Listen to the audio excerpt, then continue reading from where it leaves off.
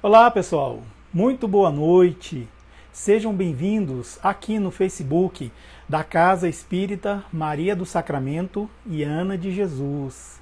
Uma casa que está comemorando 70 anos de existência, 70 anos de consolação de corações, 70 anos de caridade, 70 anos com Ana de Jesus, a conhecida Dona Ana, que foi uma das pessoas mais caridosas que já se teve notícia nessa região, e por que não dizer no Brasil, claro. E estamos aqui nessa noite para fazer mais uma palestra. Muito obrigado pela presença de todos. E eu vou aproveitar e começar um evento espírita da melhor maneira possível, que é fazendo a nossa oração. Então eu vou convidar a todos que se sentirem à vontade, fechar os olhos, respirar lenta e profundamente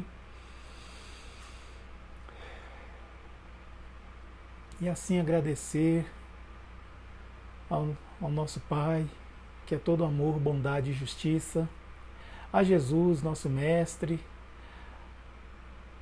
aos Espíritos amigos, por proporcionar-nos nessa noite estarmos aqui irmanados, reunidos, nesse evento tão bonito na Casa Espírita Maria do Sacramento e Ana de Jesus. Que nós possamos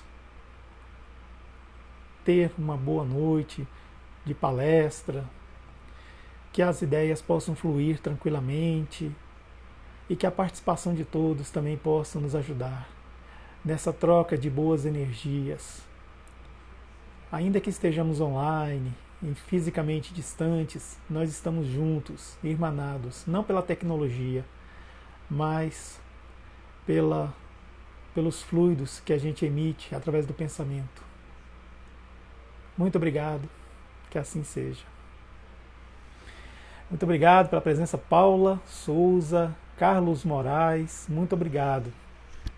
O tema dessa noite é uma realeza terrestre, mas na verdade nós vamos falar de várias realezas, não só de uma.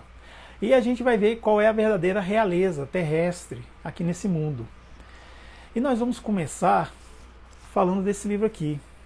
Para quem não conhece, o Evangelho segundo o Espiritismo, compilado por Allan Kardec, com mensagens espíritas e passagens do Novo Testamento.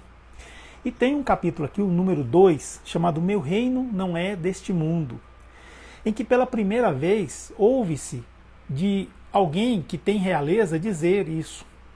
Foi quando, tendo entrado Pilatos, de novo no palácio, feito vir Jesus à sua presença, perguntou a Jesus: És o rei dos judeus?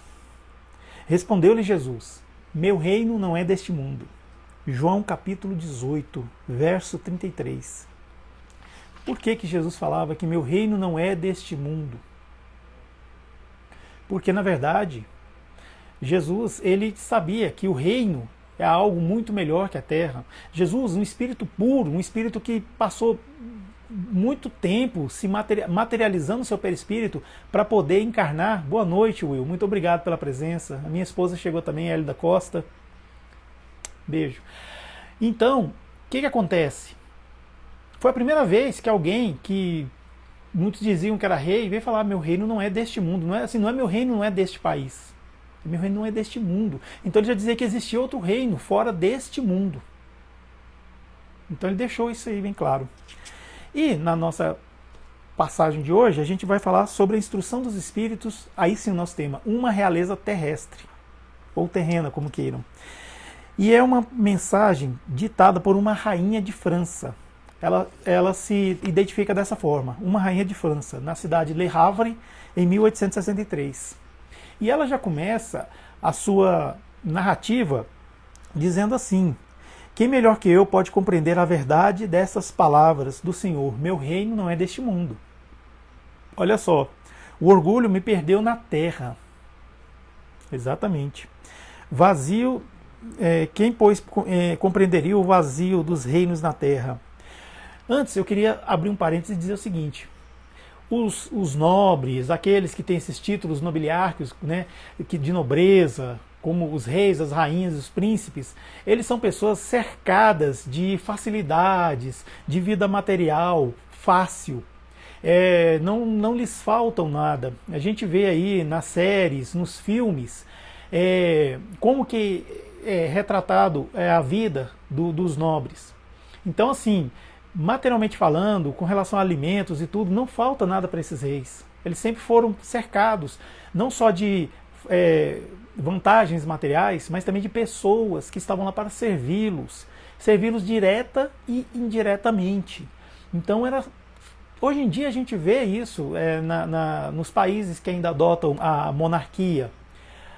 Mas antes, no tempo dessa rainha, quando ela era encarnada aqui, havia o despotismo. Então, sim, o poder monárquico era ilimitado. Hoje em dia não tem limitações, mas antes era ilimitado. Então, quando a gente vê aqueles filmes, como por exemplo Alice no País das Maravilhas, que tem lá aquela rainha lá, corte-lhe a cabeça, qualquer coisa era corte-lhe a cabeça, isso não é uma mera fantasia. Isso existia, sim, havia. Porque o despotismo era muito forte. Então, não tinha freios o poder dos reis e das rainhas, né? Exato. Então foi o que aconteceu. Essa rainha de França, quando ela desencarnou, ela achou que ela ia levar a realeza dela terrestre para o mundo espiritual. Ela achou, exatamente, mas que nada. Chegou lá, ela imaginou que, por exemplo, ela estava mudando, por exemplo, e visitando um país. Então, quando um nobre saía do seu país para visitar outro reino, então, ele era recebido assim com toda a pompa, com todo o luxo, com toda a riqueza. Isso era até uma forma de fazer o chamado soft power. O que é soft power? É mostrar o tanto que a minha nação é rica, poderosa, influente e é iluminada, que pode receber um outro nobre da melhor maneira possível. Para quê? Até para intimidá-lo mesmo. Mero orgulho, mera vaidade das pessoas.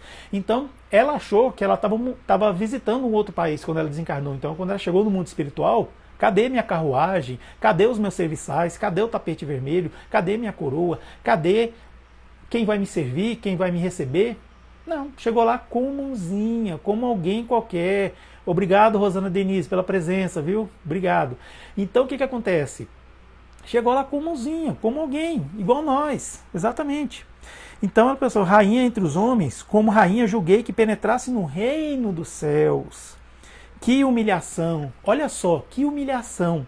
Alguém, por acaso, a humilhou no mundo espiritual? Para onde ela foi? Não. Ela se sentiu humilhada. Ela se sentiu humilhada. Mas ninguém a humilhou. Não. Por quê? É o orgulho, a pessoa orgulhosa. Então, assim, humilhar-se é chegar ao humus, né? Humilhar vem da palavra humus. Humus é o que está na terra, a terra, é o fertilizante, é o que está, né? Humus. Então é aquele que se rebaixa. Então, para um orgulhoso, quando ele se rebaixa, ele tem que se rebaixar, ele sofre. Então, por isso vem a humilhação. A humilhação causa sofrimento. Uma pessoa humilde, ela se humilha e não sofre. Porque ela já é humilde de coração. A pessoa verdadeiramente humilde. Não estou falando de pobre, pessoa pobre materialmente, não. Tem muita gente que é pobre materialmente e é orgulhosa. Assim como tem muita gente que é rica materialmente e é humilde. Vamos pensar nisso, tá bom? Então o que acontece? Essa rainha orgulhosa, ela sofreu com a humilhação. Ela sofreu. Então o que acontece? Homens que eu julgava insignificantes, aos quais desprezava, porque não tinham sangue nobre, estavam muito acima de mim. Então ela viu aqueles homens que ela às vezes nem sabia o que eles faziam, mas sabia que eles trabalhavam para ela. Ela nem sabia qual era a função dele. De repente ele era um espírito de luz que estava lá para orientá-la. Ou seja, era alguém que tinha uma grande influência lá no mundo espiritual onde ela estava. Imagina, ela está lá entre os comuns e aparece um ex-empregado dela para fazer uma palestra, assim, para fazer uma oração, igual o governador lá de Nosso Lar, da colônia Nosso Lar. Quem viu o filme lembra. Quem leu o livro também. Então o que acontece? Ela ficava pensando, poxa, mas ele é um líder. Ele é um líder. Então, assim, isso para ela buliu o juízo dela. Mas olha só, vamos dar agora um adendo aqui. Essa rainha de França, ela está no Evangelho. Não é qualquer um que tem mensagem, que dita mensagem para um médium psicografar e que vai para o Evangelho, e foi para o Evangelho segundo o Espiritismo. Uma comparação, no capítulo 11, tem uma mensagem de Emmanuel, que trata até sobre o egoísmo. Emmanuel, gente, é o ex-senador Públio Lentulus, que, que, que encontrou com Jesus encarnado, teve um momento lá com Jesus. É o mesmo que depois virou padre, o padre que celebrou a primeira missa no Brasil, o padre Manuel da Nóbrega. Ele celebrou a primeira missa no Brasil. Também é uma encarnação de Emmanuel. E depois ele foi Fabiano de Cristo. Fabiano de Cristo foi um missionário da Igreja Católica que ajudou demais aqui no Brasil mesmo. Assim. Ele foi um grande missionário, assim, um grande vulto do catolicismo e um grande missionário da caridade. Para depois ser o Emmanuel que ajudou a intensificar o espiritismo no Brasil. Com quem? Com Chico Xavier. Emmanuel, mentor de Chico Xavier. Emmanuel, aquele que liderou o projeto de trazer esses 412 títulos de livros que Chico Xavier psicografou. Emmanuel coordenou tudo isso aí. É esse Emmanuel que está aqui no Evangelho. Tem uma mensagem dele aqui. Então, se Emmanuel tem o quilate dele, essa rainha de França, ela também tem o seu peso. E é por isso que ela está aqui. Certo? Porque olha só o que ela fala para a gente. Para se conquistar um lugar neste reino, ou seja, um reino em que ela está, que é lá o reino de Deus, são necessárias a abnegação e a humildade. Olha só, já está falando coisas boas aqui. A caridade em toda a sua celeste prática, a benevolência para com todos. Benevolência, meus irmãos, é boa vontade para com todos. É fácil? Não é. Eu pratico? Não, nem sempre eu pratico, mas eu busco isso. Busco, me esforço, tento. Bom é tentar, não desistir. Então, o que acontece? Não se vos pergunta o que foste, nem que posição ocupaste. Lá no reino de Deus. Mas vai perguntar o seguinte: qual o bem que você fez? Quais as lágrimas que você enxugou? Quantas palavras de encorajamento você proferiu para ajudar uma pessoa? Principalmente no particular, não em público, mas em particular. Tem uma pessoa que está esmorecendo, está querendo cair, e você vai lá e fala palavras de encorajamento, palavras bonitas, palavras que vão fazer essa pessoa repensar talvez uma besteira que ela iria fazer. Pois é isso que vai fazer diferença lá no mundo espiritual. Aqui já faz, hoje em dia, já faz. Mas no mundo espiritual é muito mais. Exatamente. Procurai, olha só, ainda nas palavras dessa rainha de França, procurai, pois, o caminho do céu através das sarças e dos espinhos e não por entre as flores. Ou seja, tem pessoas que querem procurar a Deus e tudo, sim, mas não quer sair do seu conforto, da zona de conforto, não sair do quentinho, sabe? Não quer ir lá ao encontro das pessoas que necessitam de caridade. Nós estamos numa pandemia, é verdade, nós estamos, mas eu estou falando do antigo normal. E quando vier um novo normal, que é assim, aquele normal onde todos estejamos imunizados, por que não repensar as nossas atitudes e a gente tentar ajudar essas pessoas que carecem, não só da caridade material, mas também da caridade moral, que ela falou que é da benevolência, mas também tem a indulgência e o perdão das ofensas, que faz parte dessa caridade moral. Exatamente. Os homens correm atrás dos bens terrenos como se pudessem guardá-los para sempre. Então, assim, a gente se perde nessa coisa de querer só amealhar recursos materiais, amealhar vantagens, e esquece da parte espiritual. É errado a gente correr atrás de uma vida melhor, de ter sua casa própria, de ter um bom carro. Não, não é errado, jamais, nunca. Você tendo condições e fazendo isso de uma forma honesta, nunca, jamais. Porém, tem um outro lado também, tem a parte espiritual. A espiritualidade não pode ser esquecida. Devemos buscar a Deus. Por isso que ela fala aqui, entre as sarças e os espinhos. Por quê? Porque ela está dizendo que não é fácil. E Jesus já falava, meu jugo é leve e meu fardo é suave. Mas não deixa de ser um jugo e nem deixa de ser um fardo. Porque se comparando com o jugo e o fardo de outros caminhos, que não seja o caminho reto, esse fardo e esse jugo é muito mais pesado e muito mais agressivo. O de Jesus não, é suave e leve, como ele mesmo falou. mas não deixa de ser um fardo e um jugo, não deixa de ser. Isso é caminhar no caminho reto. Aquela história, é difícil ser cristão? É difícil ser ateu? É difícil. Então escolhe o seu difícil, meu irmão. É difícil fazer caridade? É difícil ser egoísta? É também. Então escolhe o seu difícil. É difícil ser humilde? É difícil fazer a caridade? É difícil ser orgulhoso? É difícil também. Então escolhe. Qual é o difícil que você quer? O difícil. Aquela coisa, a gente escolhe. A gente escolhe. Só que tudo que a gente escolhe vai ter consequências lá na frente. Consequências boas e consequências ruins. Nós temos maturidade suficiente para saber mais ou menos o que vai dar lá na frente. Então, façamos as nossas escolhas. O Espiritismo não proíbe nada, mas alerta. Alerta sobre a vida futura. Voltando aqui à Rainha de França, ela falava, bens reais e dura tal. Tende piedade dos que não ganharam o reino dos céus, ajudai-os com vossas preces. Isso aqui ela está dizendo para pessoas iguais a ela está pedindo por aqueles que eram iguais a ela, que achava que sendo essa pessoa que procura a Deus pelo caminho das flores, procura no sol, que brilha, no mar, sabe, no azul do mar. Essas pessoas que vivem nessa ilusão de achar que a gente procura Deus apenas na contemplação do belo, estão equivocadas. Essas pessoas que ocupam espaço de poder, essas pessoas do colarinho branco e que usam salto alto e ocupam esses espaços de poder, a gente tem que orar por eles.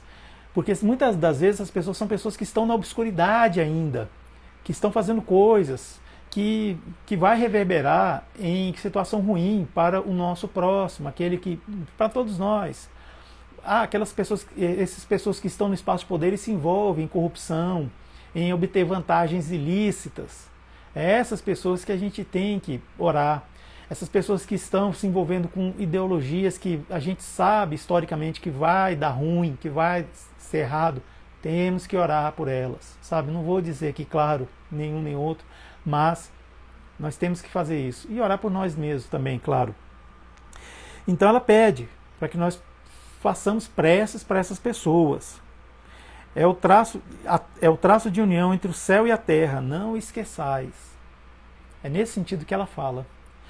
Essa foi a mensagem da Rainha de França. Agora eu quero convidar a todos para a gente sair do capítulo 2 e vir aqui para o capítulo 11 do mesmo Evangelho segundo o Espiritismo. Capítulo 11, ele é o amar o próximo como a si mesmo. Exatamente, tem aqui a mensagem de Emmanuel, capítulo 11. A gente está aqui agora na caridade para com os criminosos, item 14, que foi ditado por Elisabeth de França, também na mesma cidade, Le Havre, só que em 1862, um ano antes. Eu fiz uma pesquisa e descobri que Elisabeth de França, ela foi irmã do rei francês Luís XVI. Luís XVI, que era casado com Maria Antonieta, que era a rainha da França. Na verdade, foram os últimos nobres da França, porque durante o reinado deles aconteceu a queda da Bastilha, a Revolução Francesa. Então, foi um momento de extrema agonia em que as pessoas estavam vivendo lá na França, em Paris. E quando, inclusive assim, a realeza, a nobreza não estava nem aí, eles estavam pouco se lixando se o povo estava passando fome, se o povo estava passando por dificuldades materiais e tudo, sabe, doenças, uma situação ruim, e aqueles países lá quando faz frio, o frio é rigoroso, então muitas pessoas morriam de inanição, sabe, congeladas, e eles estavam pouco se importando, exceto a Elizabeth de França, que era uma princesa, irmã do rei, e ela saía do conforto do castelo para encontrar o povo, para ir ter com o povo, sob o protesto do seu irmão, do rei. Então assim, mas é aquela coisa, ele podia proibi-la de sair, podia, mas ele não proibia, ele protestava contra isso, assim como Maria Antonieta, mas ela saía. Ela ia ao encontro das pessoas pobres, das pessoas sofredoras, ela ajudava dentro das suas possibilidades, porque afinal de contas ela não tinha grandes ajudas da realeza para ajudar. Então a influência dela como princesa era limitada, mas ela ajudava, ela fazia questão de atuar ao lado dessas pessoas. E quando Maria Antonieta ficou sabendo que acabou o pão, que as pessoas não tinham que comer, ela debochou. Ela falou assim, acabou o pão, então vamos comer brioche. É aquela frase que foi famosa. E dizem que foi o que culminou, inclusive, acontecer a Revolução na França. Então, tanto Luís XVI, o rei, e a rainha, Maria Antonieta, foram decapitados. A Elizabeth de França, o que ela fez? Ela tomou os sobrinhos que era filho da realeza, que foi morta, foi assassinada, ela tomou e foi criar esses sobrinhos. Passou alguns anos criando, cuidando deles, educando e fazendo tudo. Só que o Tribunal Revolucionário lá da França resolveu que toda a realeza tinha que morrer. Independente de ser pessoa ruim, boa, não sei o que, eles tomaram essa decisão depois, né, mais tarde. E Elizabeth de França, ela foi apresentada a esse tribunal e falaram que ela ia, né, ser decapitada. No ato da decapitação dela, isso está registrado aí na página de um grupo espírita que eu estava lendo, eu não me lembro aqui agora, mas depois eu vou deixar. Quando ela foi para ser decapitada, quando ela colocou lá o seu pescoço lá naquele lugar onde a lâmina descia, naquele momento houve um silêncio que ninguém sabia explicar por quê. E um cheiro de rosa. Um grande aroma de rosa pairou sobre aquele ambiente. As pessoas caladas, virou aquele silêncio. A pessoa que ordenava, o rufo do tambor e ordenava o capataz lá soltar a corda para a lâmina descer, ele teve um mal súbito e desmaiou. Então não teve esse rufar de tambores. Mas o capataz ele soltou a corda. Mas aí quando ele soltou, contam os espíritos que Elizabeth de França já não estava lá mais. Elizabeth de França, ela tinha saído já do corpo. Ela tinha sido resgatada. Então, o que morreu foi um corpo sem vida. Né? Se é que eu posso dizer isso, né? Assim, um corpo sem espírito. E foi o que aconteceu. Então vamos para a mensagem aqui da princesa Elizabeth de França. Caridade para com os criminosos. Ela fala assim, que a verdadeira caridade é um dos mais sublimes ensinamentos que Deus deu ao mundo. Ou seja, a verdadeira caridade, que é a caridade moral mesmo, caridade, benevolência para com todos, indulgência para com os defeitos alheios, perdão das ofensas. Então ela fala isso. Considerai que sois mais repreensíveis, mais culpados. Olha só, ela fala assim, completa fraternidade deve existir entre os verdadeiros discípulos de sua doutrina. Deveis amar os infelizes, os criminosos como criaturas de Deus. Exato. Parece assim um contrassenso, né? A gente amar um criminoso. Mas veja bem, esse criminoso, ele é filho de Deus também. Igual eu sou, igual você é. Certo? E até a gente pode fazer uma pequena reflexão, né? Vamos pegar aqui um grande criminoso, famoso mesmo. Fernandinho Beiramar, traficante, e já cometeu vários crimes. Ele está preso, condenado, então né, já foi julgado. Ele é criminoso. Digamos assim, toma eu como exemplo, eu me acho melhor que o Fernandinho Beiramar. Eu me acho. Mas vem cá, por que eu e Fernandinho Beiramar estamos nesse mesmo mundo aqui? Na mesma terra? Por quê? Se eu sou melhor que ele, por que eu estou aqui? Nesse mundo de provas e expiações? Será que se eu tivesse tido a mesma oportunidade que ele teve de cometer o crime, será que eu teria cometido esse crime? Será? Será que eu tinha resistido, já que eu me acho assim ser tão bom? Será que eu teria resistido? Teria procurado o caminho reto, ao invés de estar aí agora suportando esse fardo pesadíssimo, esse jugo agressivo que é estar numa prisão? Porque o fardo de Jesus é leve e o jugo é suave. Pois é. Então, assim, a gente não pode julgar as pessoas. Olha só, o lugar de Deus já está ocupado. Ele é que julga. Nós devemos ter o perdão e confiar na justiça de Deus. Porque a justiça de Deus ela é infalível, ela é imbatível. Da nossa parte é só a gente liberar o perdão, para que mal maior não se adentre dentro de nós. Exatamente. Então, a reflexão é essa. Por que caridade para com os criminosos? É o que ela fala aqui, ó. Considerai que sois mais repreensíveis, mais culpados do que aqueles a quem recusardes perdão e comiseração, visto que, na maioria das vezes, eles não conhecem Deus como você conhece. Eles não conhecem a Deus como você conhece, sendo-lhes pedido muito menos do que nós. Se a gente conhece a Deus do jeito que conhece, quer dizer, a gente vai ser mais cobrado do que um criminoso. Porque uma pessoa que entrou nesse caminho do crime, seja o crime do colarinho branco ou o crime de roubar um celular na parada de ônibus, sabe? É uma pessoa que está muito equivocada com relação à lei de Deus, com relação ao que é na vida. Eu sei que às vezes pessoas, ainda mais pessoas, pessoa pobre que rouba outro pobre, é gente que talvez não teve oportunidade, que faltou educação, faltou isso. Tudo bem, existe isso. Mas também tem aqueles que têm oportunidade de ser uma pessoa boa, têm oportunidade de fazer uma coisa boa, mas não faz. Ou seja, envereda-se pela ilusão da matéria. Muitas das vezes nem comete atos de corrupção, mas fica na inanição. Exatamente.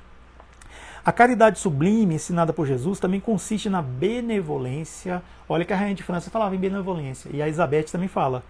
Na benevolência de que useis sempre e em todas as coisas para com o vosso próximo. Mas que algumas palavras de amor, de consolo e de encorajamento conduzirão ao Senhor. Exatamente. A gente não tem estatística, mas imagina quantas pessoas presas começam a frequentar uma religião, seja católica, evangélica ou espírita, depende de quem trabalha lá nos presídios, e não volta mais para o crime, se torna realmente uma pessoa religiosa. A gente não tem. Então, a gente às vezes julga a pessoa que é criminosa, mas quando ela passa por um período de correção, ela consegue se reintegrar na sociedade. Mas é por quê? Porque houve alguém que ajudou, alguém que confiou, alguém que orou por esses criminosos. Certo?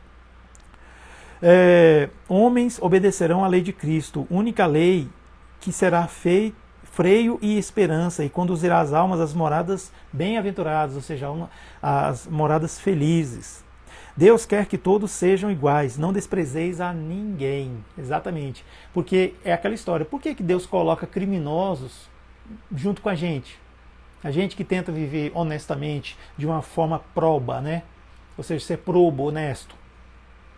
Deve ter alguma coisa aí que a gente precisa aprender com eles, né? Porque a gente vê que, como diz lá nos filmes de Mocinho Bandido, o crime não compensa.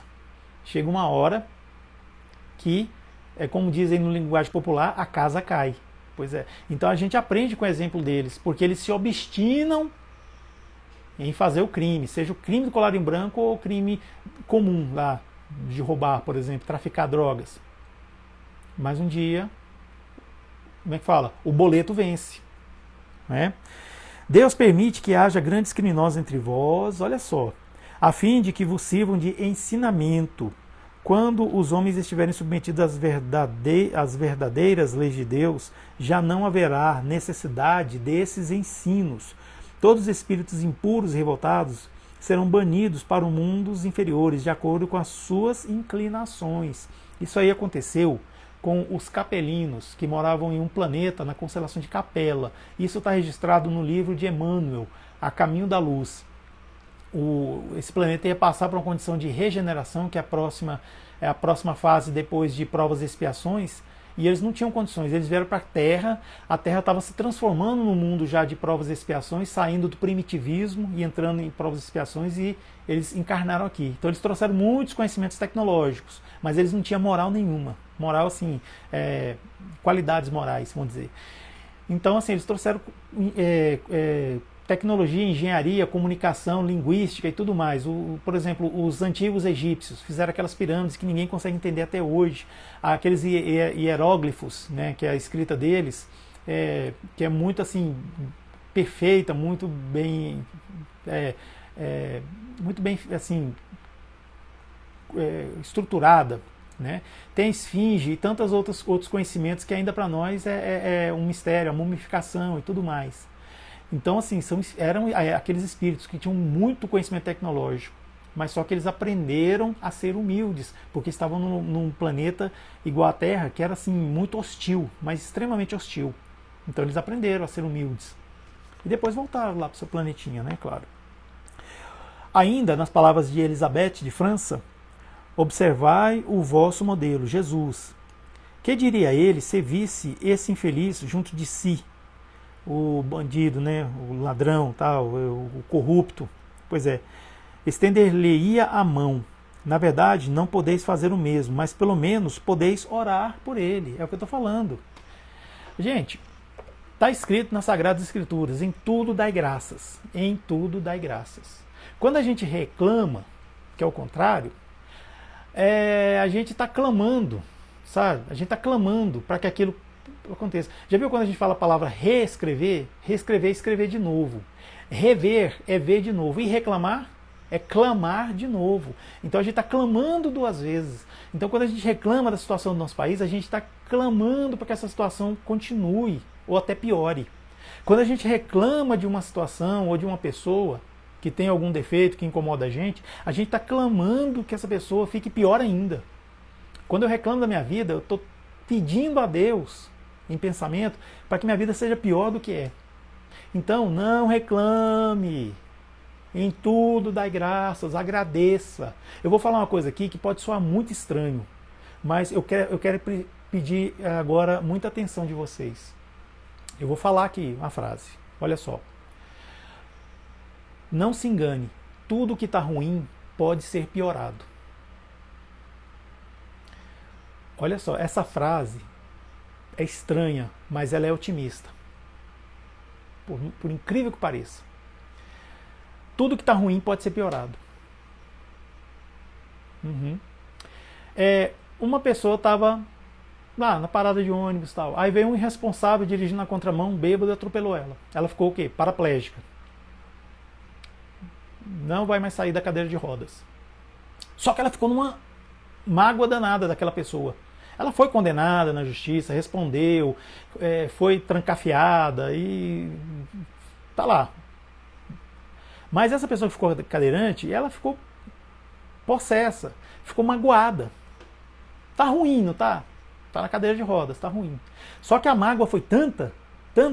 Sabe o que aconteceu com esse cadeirante? Desenvolveu um CA, um câncer. De tanta mágoa, desenvolveu um câncer. Porque não conseguiu perdoar o infrator, aquele irresponsável que vinha dirigindo seu carro na contramão. Não conseguiu. Então o que acontece? Ela desenvolveu um câncer. Aí, se a pessoa não tem fé, se a pessoa é aquela coisa assim, ela vai falar que Deus é muito cruel, que Deus é mau. Como é que Deus deixa acontecer isso? Gente, não é que Deus deixa. Deus simplesmente, ele permite certas coisas para trazer um ensinamento para nós. Não é maldade de Deus. É aquela coisa, estava ruim porque estava cadeirante. Realmente assim, eu não estou sendo capacitista não. Tem muito cadeirante aí que faz coisas que eu não faço. Que você não faz. Tem muito cego aí que faz coisa que... Olha, Stevie Wonder, por exemplo, ele toca piano e eu jamais, é aquela voz dele, sabe? Daniel Dias, um grande nadador brasileiro que vai se aposentar depois que houver a Olimpíada de Tóquio. Daniel, ele ganhou mais medalha de ouro do que qualquer nadador brasileiro. Normal. Então, assim, ele assim, ele parece que ele não tem um braço, não tem uma perna e parece que ele tem um defeito na mão, ele só tem um dedinho aqui assim. Daniel Dias, tem 3 filhos, casado, é daí de São Paulo. Eu não estou sendo capacitista não, estou dizendo assim apenas que a pessoa que estava cadeirante, ela não conseguiu perdoar, de tanta mágoa ela desenvolveu um câncer. Aí ela vai ter que ir no hospital, fazer quimioterapia, radioterapia de cadeira de rodas. Então é isso. Então assim, não se engane, tudo que está ruim pode ser piorado, não é que vai ser piorado, pode ser piorado. É o que aconteceu com essa pessoa. Então quando a gente liberta o perdão, como diz os nossos irmãos evangélicos, né, liberar o perdão, a gente está tirando de nós aquela carga, certo? A mágoa é uma mochila de pedra, sabe? Que a gente pega, enche de pedra e bota nas costas e sai andando com ela para tudo quanto é lado. Essa mochila chama-se mágoa, essa mochila de pedra. É um peso à toa que a gente carrega. Vai chegar uma hora que esse peso à toa que a gente carrega vai causar uma lesão na gente. Às vezes uma lesão até séria e irreversível, certo? Então, em tudo dai graças, não reclame, perdoe sempre que puder. Perdoar, gente, não é esquecer não, perdoar é não se vingar, certo? É não se vingar apenas, é não ficar alimentando, sabe, aquela emoção ruim na cabeça. Perdoar é só não se vingar e quando vier aquela coisa assim, apenas fala assim, não, deixa ele lá com Deus, ele está com Deus, ele vai responder para Deus. Pronto, acabou. Simples assim. Então, a Elizabeth de França, ela fala assim, o arrependimento pode tocar seu coração se orardes com fé. Exatamente, ajudai, pois, a sair do lamaçal e orai por ele. Essas pessoas que vivem no lamaçal, esse que atropelou essa pessoa, ela ficou cadeirante, que eu acabei de contar a história. Aquele político, que eu não vou falar que se é um ou outro, não sei o que, não é o momento da gente ficar mexendo com isso, mas aquele político que está cometendo atos de corrupção e às vezes nenhum de nós sabe, ele vai responder para Deus. Sério, ele vai responder. Mais cedo ou mais tarde vai. Às vezes até quando ele desencarnar, que aí é até pior, né? Porque ele, para reparar, ele vai ter que reencarnar de novo. Porque se a gente consegue despertar nossa consciência ainda nessa encarnação a gente consegue reparar alguma coisa e se adiantar. Exatamente. Então é isso.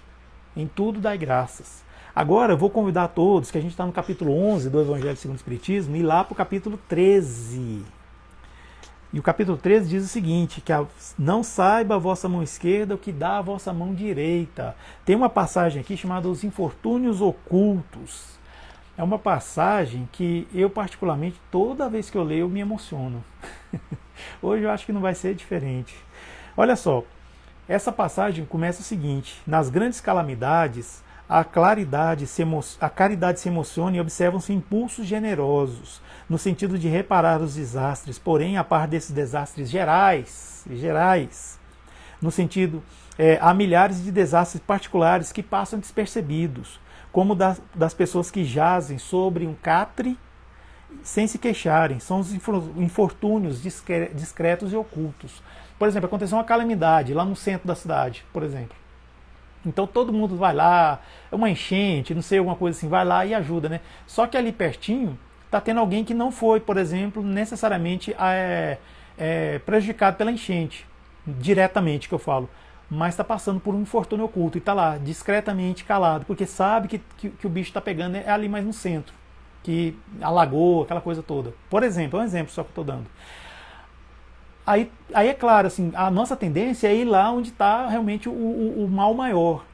E às vezes, onde tem esses infortúnios discretos e ocultos, a gente passa batido, a gente não vê.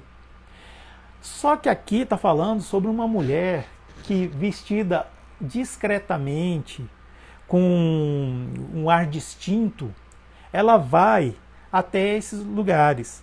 Então ela sobe uma maçarda, para chegar, tipo como se fosse um sobrado, e lá ela encontra uma mulher com várias crianças pequenas. As crianças pequenas, quando vê essa mulher, que está acompanhada de uma mocinha, também vestida distintamente, elas já se alegram, porque sabe que essa mulher está trazendo tudo que eles precisam. Porque eles estão num país que é frio, não fala que país é esse, mas fala que é um país frio. Então ela vem trazendo não só alimentos, mas roupinhas, alguns remédios, alguma coisa que possa ajudar aquela mulher com as crianças. E aquela mulher está passando necessidade, sabe por quê? Porque o marido dela está internado no hospital. O arrimo de família, aquele que traz o pão nosso de cada dia para dentro de casa, está internado. E não tem como trabalhar. E pelo jeito aqui é um país que não tem previdência social, né? A pessoa poder se aposentar ou se encostar, como falam, né? Aí aqui no Brasil, INSS.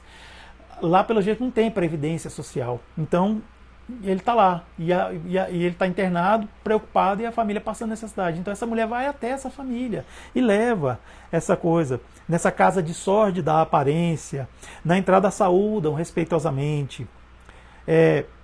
Uma mãe de família cercada de crianças, né? Na sua chegada, brilham de alegria o rosto emagrecidos dessas crianças. Olha só, ela vem acalmar todas as dores, com meigas e consoladoras palavras.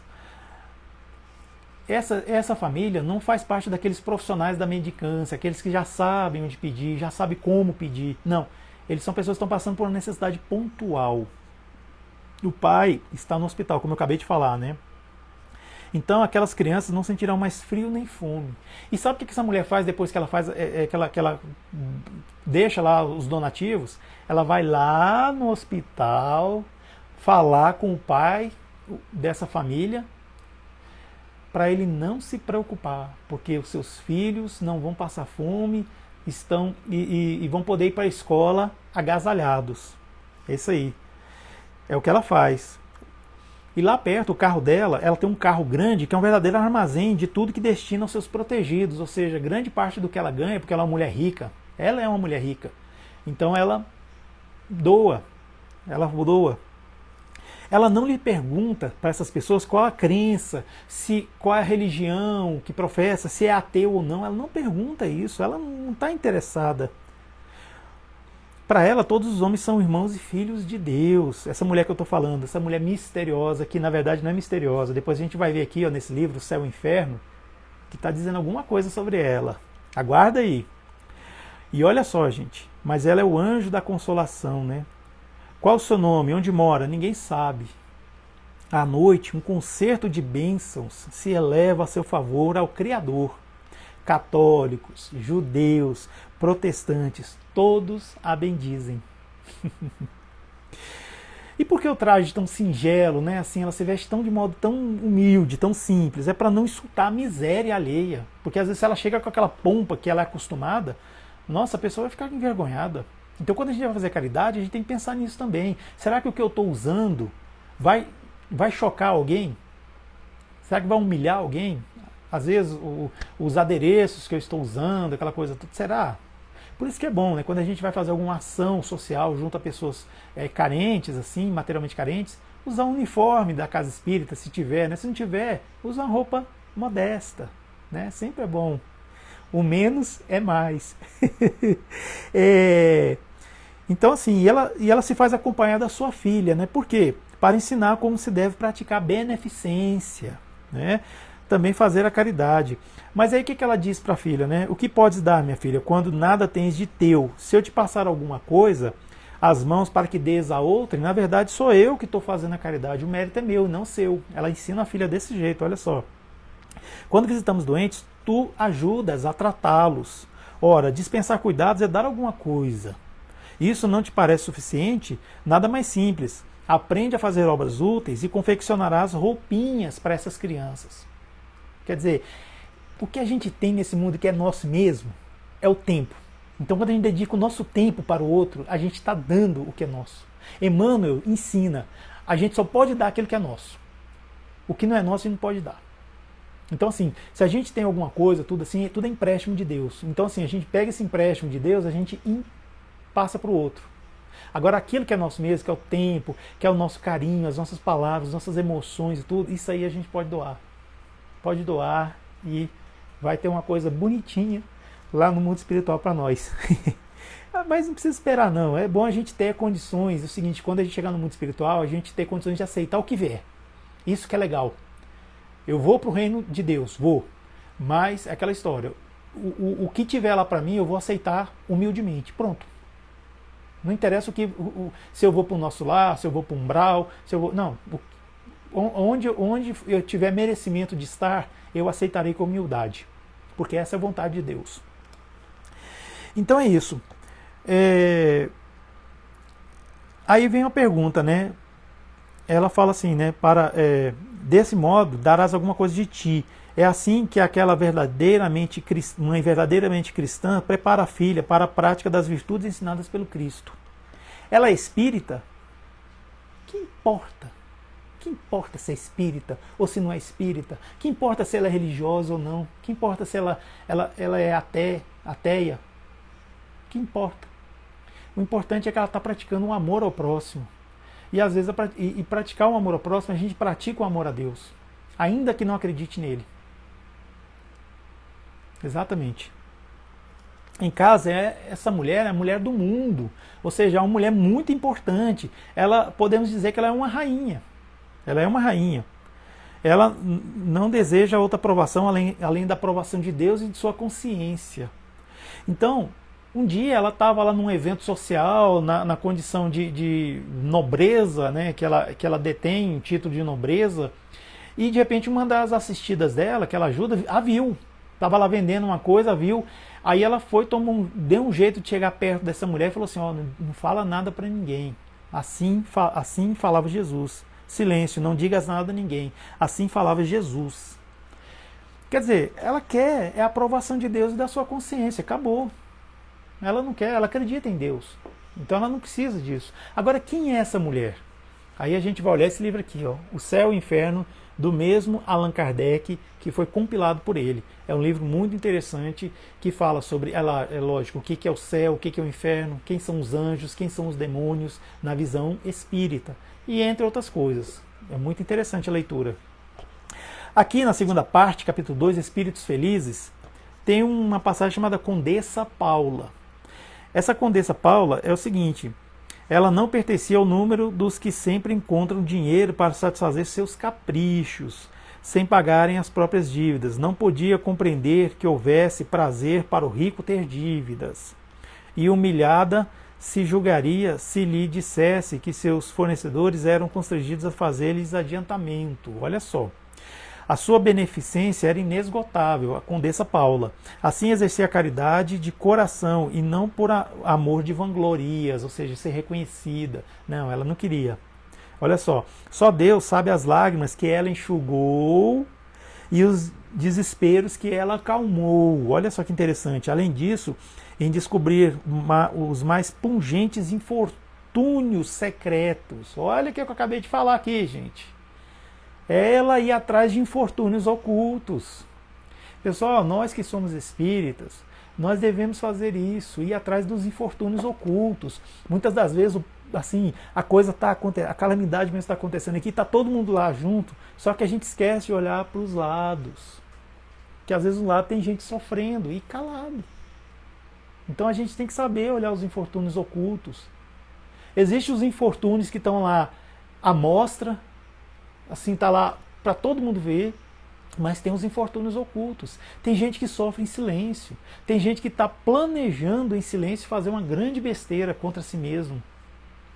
Aí a gente sente aquela coisa assim, vai. Às vezes a gente pensa que não, mas aquela pessoa está pedindo para Deus para que mande alguém. E você é esse alguém que Deus está tentando chegar até aquela pessoa por meio de você. Então não se recuse. Quando vem aquela intuição, segue seu coração. Segue. Então, voltando aqui na Condessa Paula, além disso, né, em descobrir os mais pungentes infortúnios secretos, socorrendo-os com aquela delicadeza que eleva o moral em vez de o rebaixar. Olha só. E desse modo se permitia facultar sua fortuna maior quinhão aos necessitados, ou seja, grande parte da fortuna dela ela dedicava a ajudar as pessoas. E assim encontrava meios de conciliar seus deveres para com a sociedade, para com os infortúnios. Aí nós temos aqui uma nota de Allan Kardec. Olha só, eu vou ler aqui o que Allan Kardec colocou na nota aqui, nota de rodapé. Pode-se dizer que essa senhora era a encarnação viva da mulher caridosa, ideada em O Evangelho segundo o Espiritismo, capítulo 13, Os Infortúnios Ocultos. Aquela mulher que não foi identificada no Evangelho segundo o Espiritismo, que é uma mensagem que, assim, pela narrativa não é de Allan Kardec, e não fala qual é o espírito, nada, é essa Condessa Paula. Exatamente. Eu me perdi aqui. Tá. Um dos seus parentes, iniciado no Espiritismo, o parente da Condessa Paula, evocou-a 12 anos depois que ela faleceu e obteve a resposta diversas a perguntas seguintes à comunicação. Né?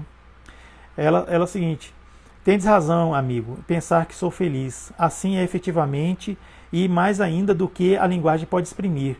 Mas eu estive na terra entre os felizes, pois não me lembro de haver aí experimentado um só desgosto real.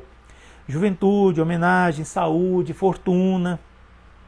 Ela desencarnou com 36 anos de idade, se não me engano, exatamente. O que é, no entanto, essa felicidade comparada ao que desfruto aqui? Pois é. assembleias de espíritos resplandecentes de brilho que as vossas vistas não suportariam.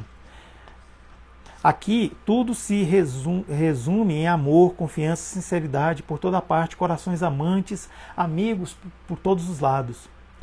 Tem cada qual sua missão a cumprir, seus protegidos a velar, amigos terrenos a visitar. Olha só. Mecanismo da natureza a dirigir, almas sofredoras a consolar, e o vai e vem não é de uma rua a outra, porém de um planeta a outro planeta.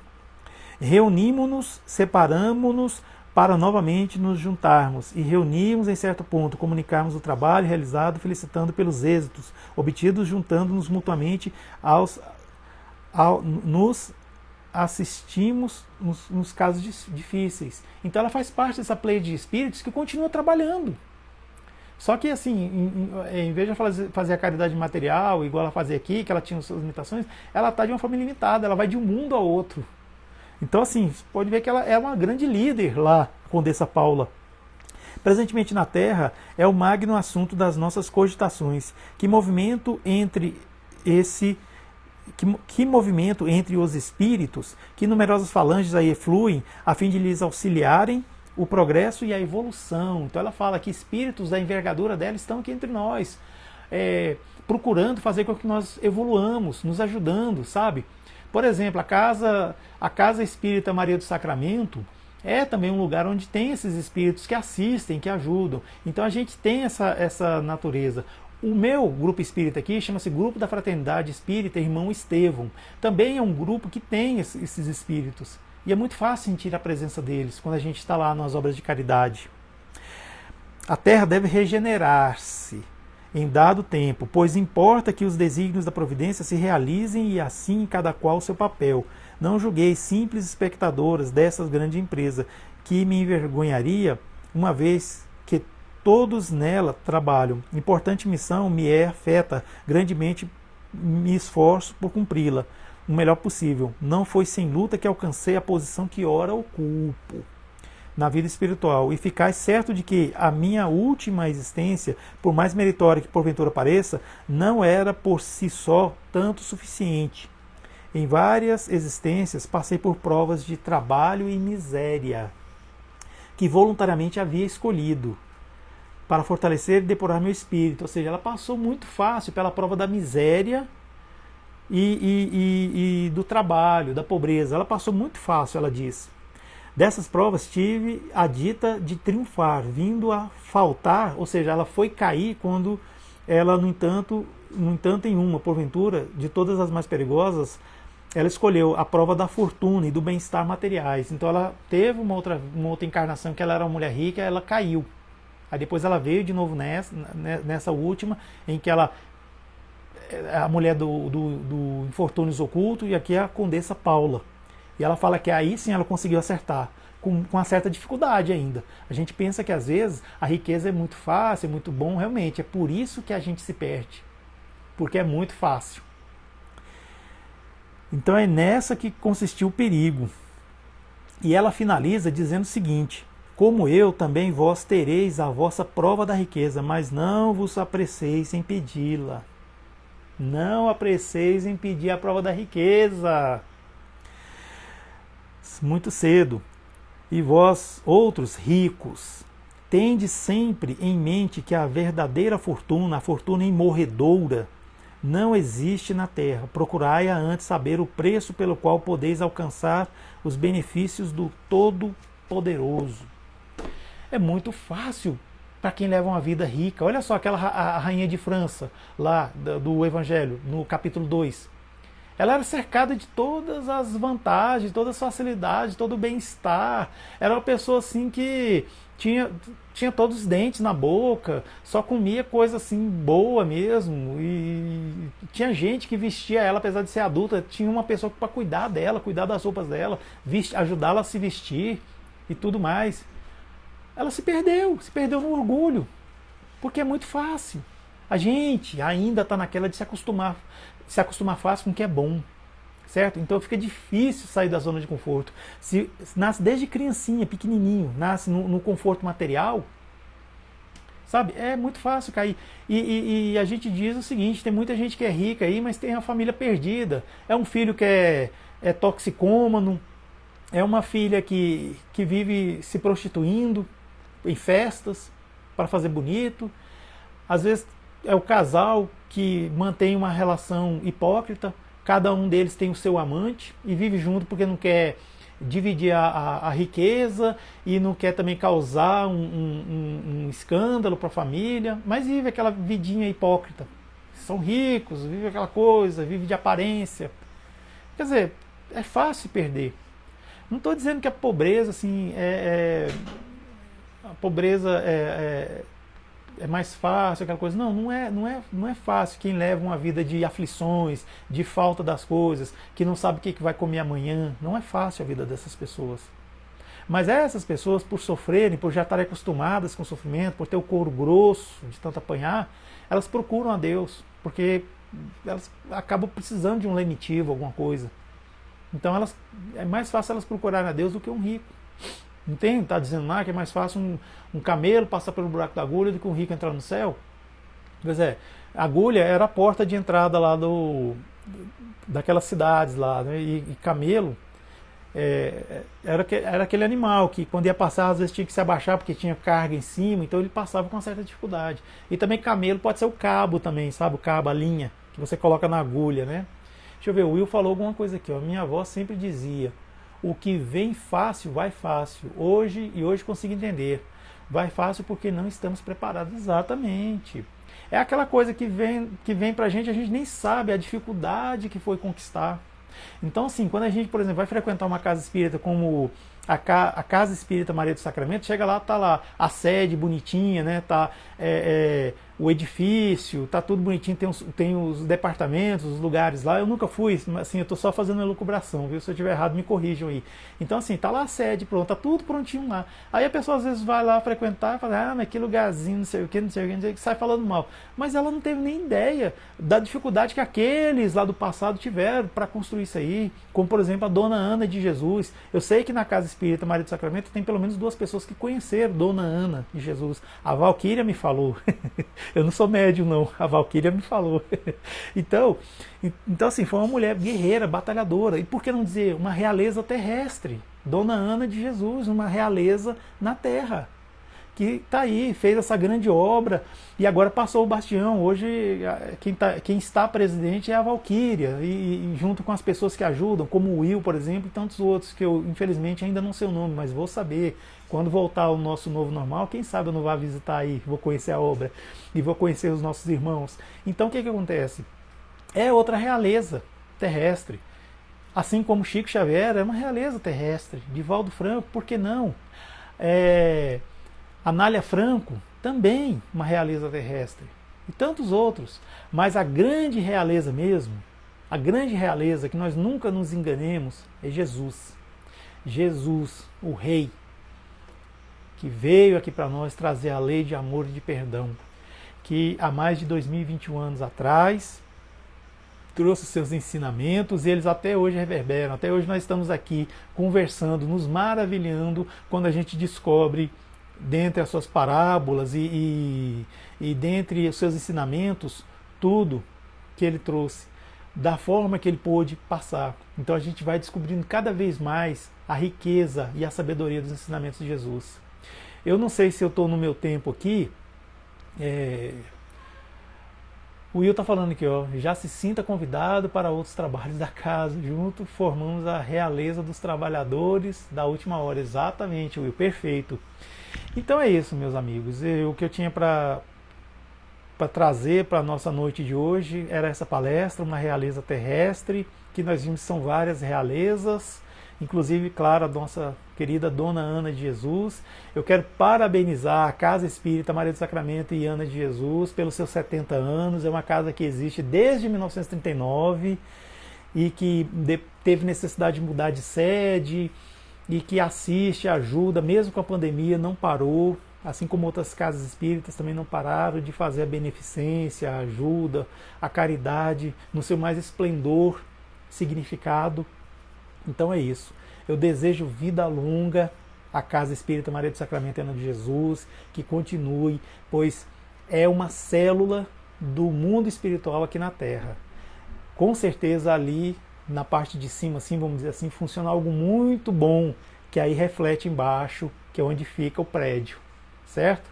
Mas na verdade, a Casa Espírita Maria do Sacramento e Ana de Jesus, ela está edificada mesmo, é no coração de cada um, e no meu coração também. Eu tenho muita felicidade, muita alegria de estar aqui nessa tribuna, sabe? Virtual, claro, podendo proferir essas palavras. E está se consolidando uma parceria entre nós. E eu sou muito grato mesmo, muito grato. Tá?